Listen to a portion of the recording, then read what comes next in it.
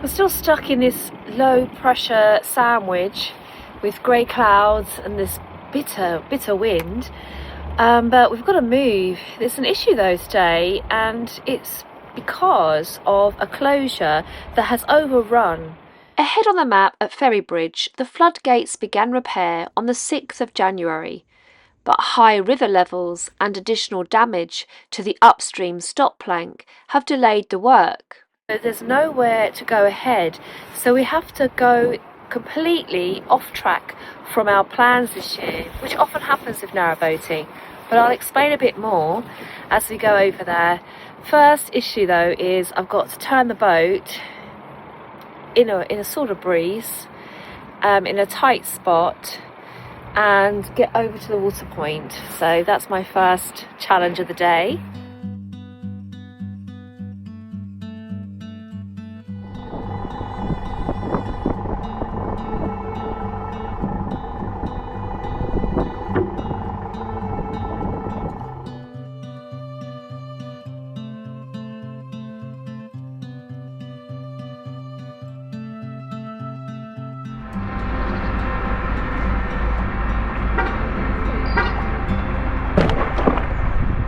Right, that's challenge one done.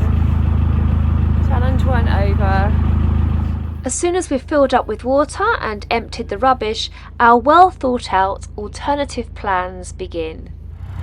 So now where are we going to end up? Let's have a look.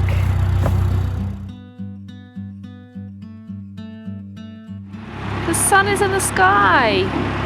Oh why would I want to be anywhere else?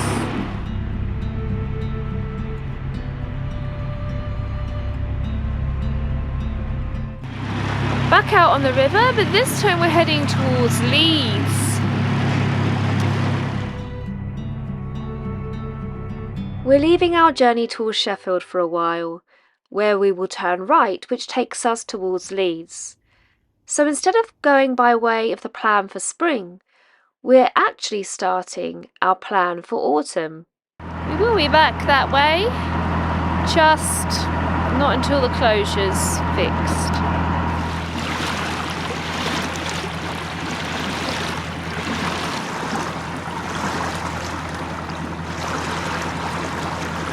Taken Zephyr's jacket off because she looked miserable in it, and it's not as cold as it was. It's warmed up a bit. This is Grace Darling, a beautiful looking old hire boat that has embedded itself in the bank now, and it's so sad. This narrowboat was washed up on the bank several years ago due to flooding, and I think was left to topple back into the river. It's named after a heroine from Northumberland who at the age of 22 rowed out to rescue survivors of a sunken ship during a perilous storm in 1838.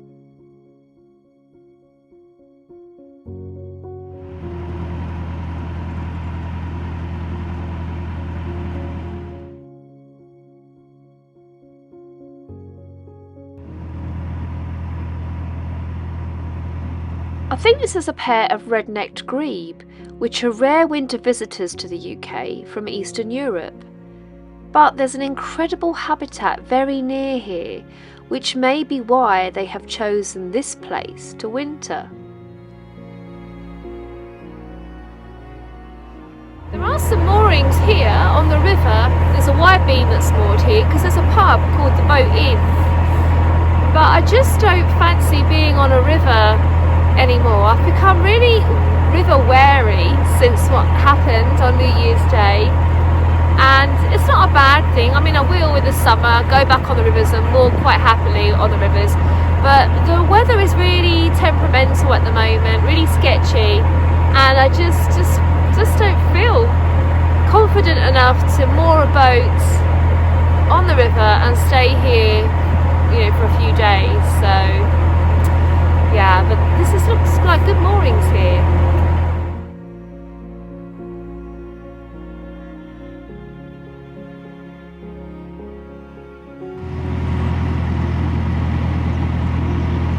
Now, stay underneath is where they used to load the coal.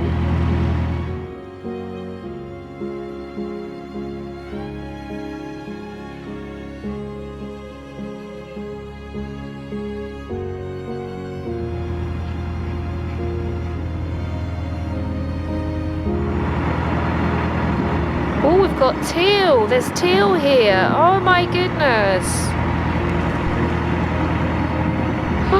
Oh. In 1988, this river decided to burst its banks and create a 250-acre lake in what was a massive open-cast coal mine here. Attempts were made to reroute the river, make 2 locks into one, and get the open mine back up and running. But by the time it was ready, commercial trade by water had taken a downturn. So this has now become St Aidan's Nature Reserve, and I've got my map with it on, and I'm really looking forward to exploring it. But the river just took it upon itself to say, look, no more mines, let's have some nature please. The river made that decision. It's really exciting to see so many interesting birds on the river here. It's all part of this nature reserve that's now here, offering a habitat for all these amazing species to come in.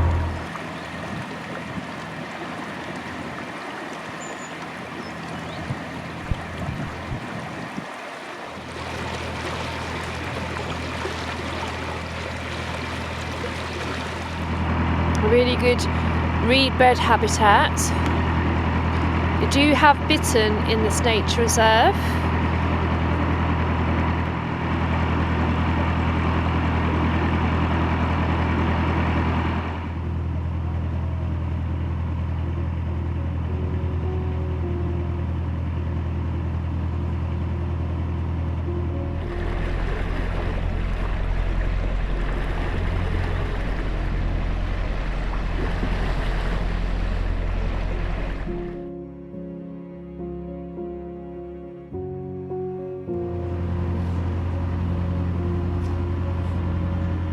Oh, so exciting, just came out there. So many exciting birds on the water today. So this looks like we might be approaching the lock. It's a bit of a guess at the moment because, oh yeah, that's the lock, isn't it? Because I don't know this water.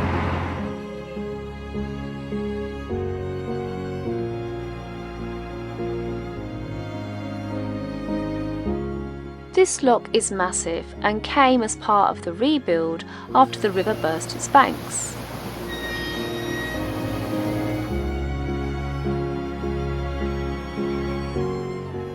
This photo shows how they built a brand new canal in order to prevent further flooding incidents occurring again.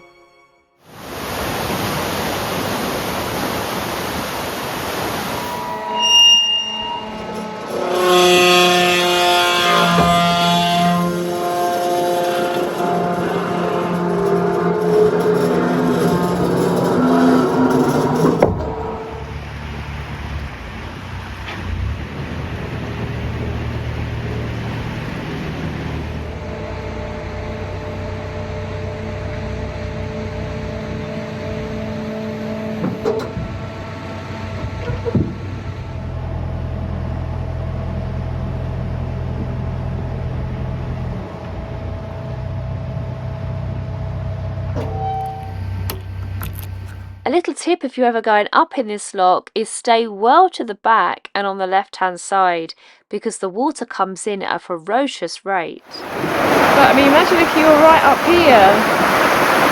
Crikey madokey.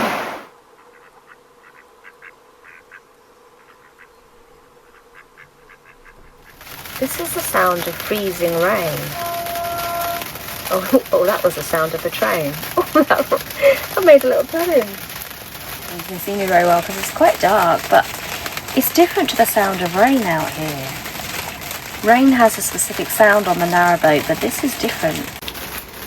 It's the sound of the deep fat fryer, isn't it?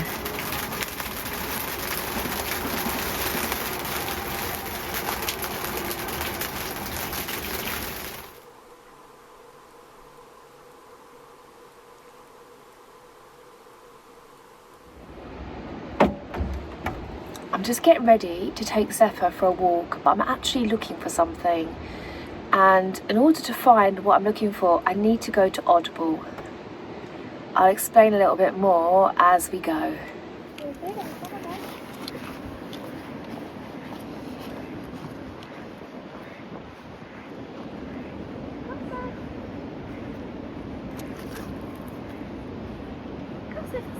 Come on.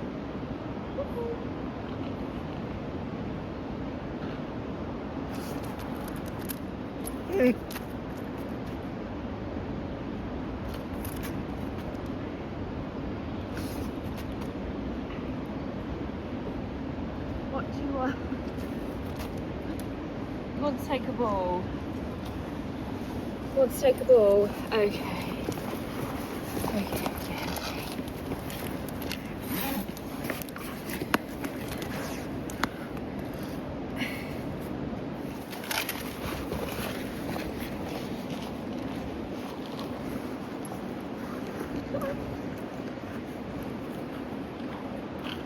Turn here on the right hand side,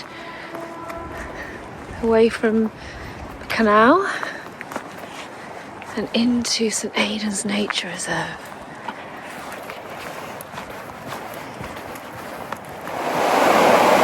Over the river.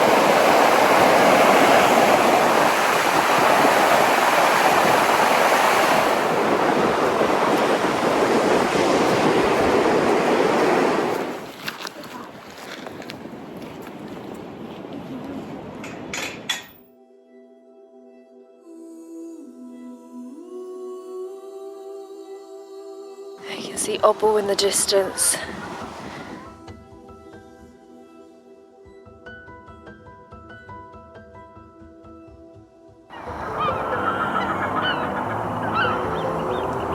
That wing goes.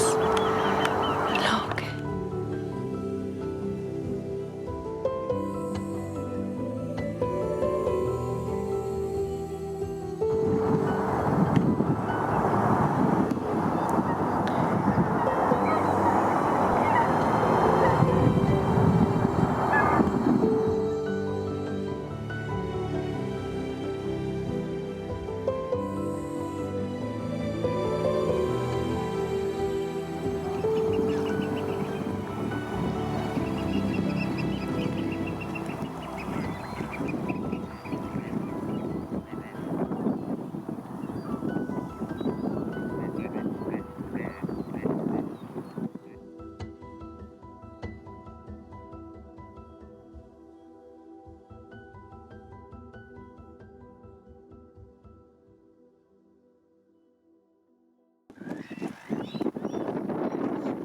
Okay, I can hear Bitten in here.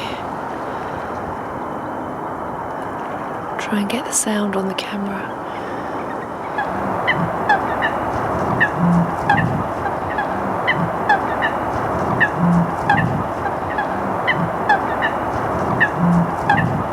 Right, here we are, Oddball. There's something that I've never seen before which likes to sit near Oddball. Oddball came from Britain, from Wisconsin in the USA, as part of their generous lease lend scheme, which was helping Europe to get back on its feet after World War II. Thank you, America. She got her name because of the strange noises that she used to make at work. And the incredible thing about her is that she walked. Her huge feet took backward steps of 2 meters, covering a distance of 300 meters per hour. Okay, got a kestrel up there. Beautiful looking kestrel. And scooping 20 tons of soil per bucket load.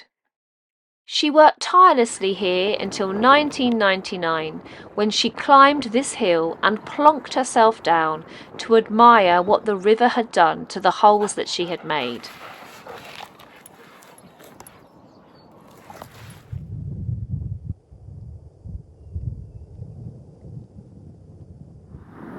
We're looking for the owl. The little owl. And you're looking for the little ball.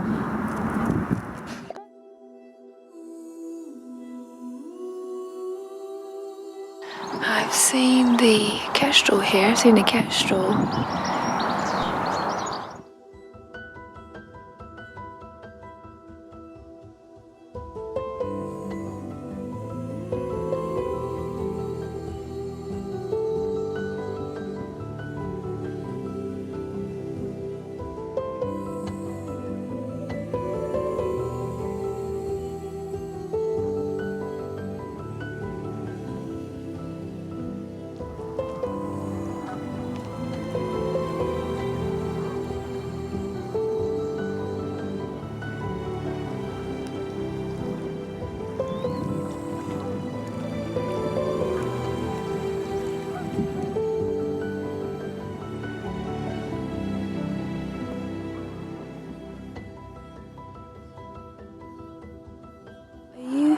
Up for coming early in the morning?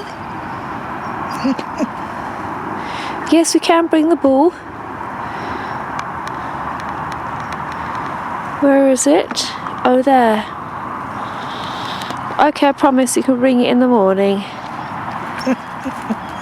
Deal? Okay, deal.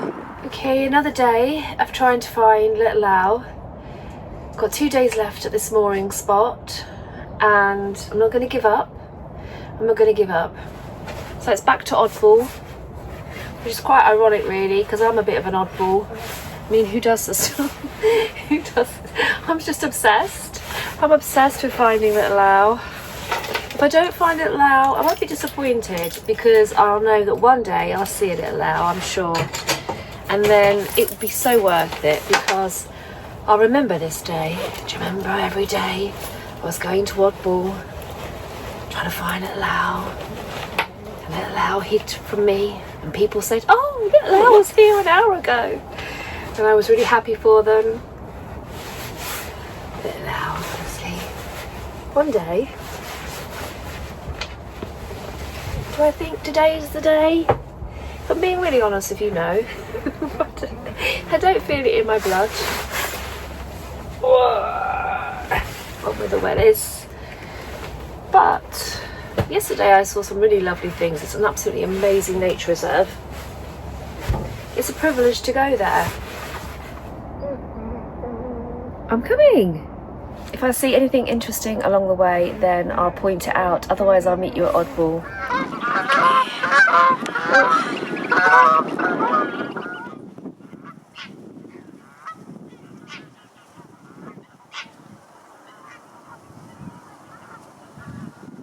Right, I could hear skylark a minute ago, and I did see one doing its amazing flying trick, but I didn't pick it up.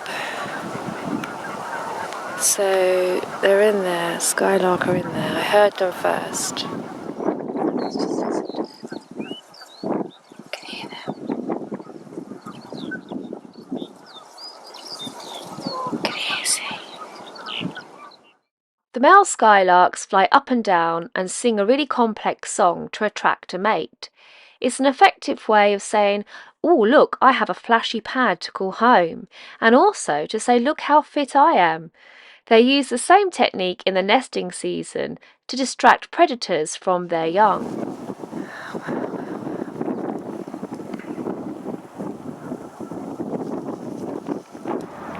Okay, I'm at Oddball. Nothing's here yet. Is that it? Hang on, it's so hard to tell, it's so far away. It moved, is it? Is it? It's little Lau. Oh my god, it's little Lau. It's there, it's looking at me. Can you see little Lau? It's there. There.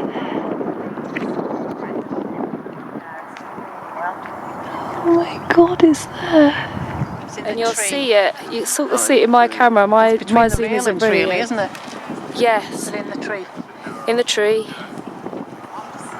The top of the railings, that top little bit of the railings. Don't know if you can see my camera. I've just got it here. I mean, my camera hasn't got a great zoom. But can you see? Yeah. It's moving its head. Wow. I've had to go away because I don't want to make a spectacle of myself. I just can't believe it. I know it's not the most amazing shot because it's quite far away, but my heart is racing. I just feel so excited. I'm so pleased. It's just sitting there beautifully, taking the world in, looking very wise as owls do. And not only that, I got to share it with people, which is just makes a massive difference because lots of people are down there now looking at it. And I saw it this morning. Oh, I'm so excited.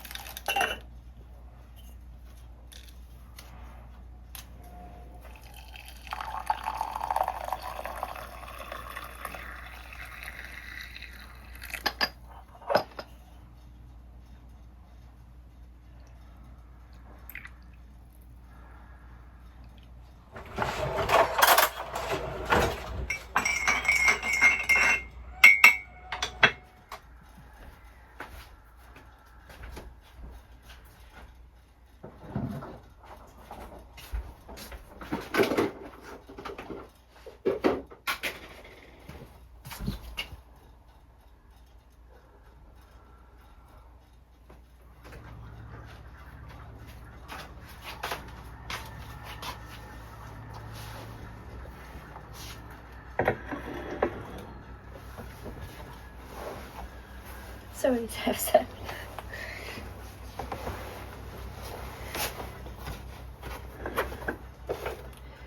Before I begin my journal, I just got a little announcement just to let some of you know that have asked. So I've got my new 2024 journal in my Etsy shop, and I've also restocked the shop with my 2022 and 2023 journal.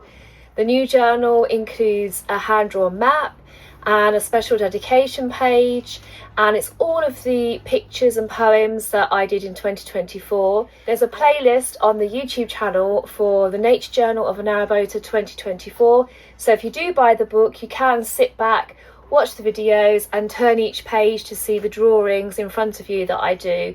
And that's the same for every book I've made. There's a playlist on my YouTube channel which shows you how to find that particular book and all the set of videos that go with it. So thank you if you've supported my shop up to this point. I just thought I'd let you know that the 2024 Nature Journal of a Narrowboater is in the Etsy shop.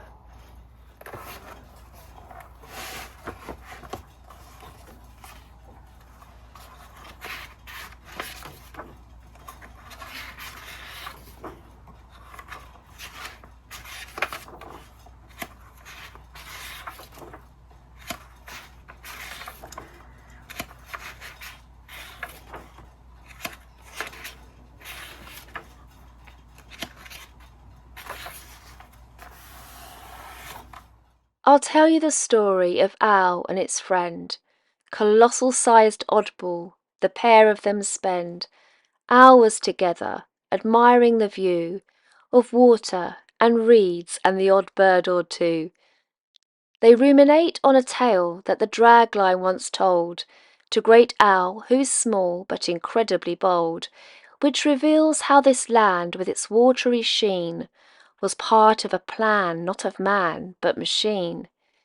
He'd grown tired of swinging his bucket of grit, and grown weary of digging great holes bit by bit. So one night, when the site was both empty and bare, his dill, watertight, was sealed with the air.